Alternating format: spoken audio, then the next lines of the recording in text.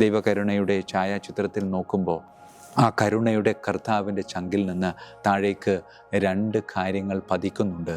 അതിൽ ഒന്നിൻ്റെ നിറം നീല, അല്ലെങ്കിൽ ചിലയിടത്ത് വെള്ള, മറ്റൊന്നിൻ്റെ നിറം ചുവപ്പ്. ഈ വെള്ള നിറം പ്രതിനിധാനം ചെയ്യുന്നത് കർത്താവിൻ്റെ കൂദാശയായ കുമ്പസാരത്തെയും, ഈ ചുവന്ന നിറം പ്രതിനിധാനം ചെയ്യുന്നത് കർത്താവിൻ്റെ അതികൂദാശയായ ദിവ്യകാരുണ്യത്തെയുമാണ്. അതെ, നല്ല കുമ്പസാരം നടത്തി കർത്താവിൻ്റെ വലിയ കൂദാശയായ ദിവ്യകാരുണ്യം നീ സ്വീകരിച്ചാൽ നിനക്ക് കരുണയുടെ പ്രവാചകനായി, പ്രവാചികയായി ഈ ലോകത്ത് ജീവിക്കാൻ പറ്റുമെന്ന് കരുണയുടെ ചിത്രം പറയാതെ നമ്മോട് പങ്കുവയ്ക്കുന്നുണ്ട്. ആ ഒരു പങ്കുവയ്ക്കൽ നമുക്ക് സ്വന്തമാക്കാൻ പറ്റും. ആ ഒരു സന്ദേശം നമ്മളുടെ ജീവിതത്തിലേക്ക് സ്വാംശീകരിക്കാൻ നമുക്ക് സാധിച്ചാൽ, പ്രിയമുള്ളവരെ, എനിക്ക് ദൈവകരുണയുടെ തിരുനാളാണ് പിന്നീട് ജീവിതം മുഴുവൻ.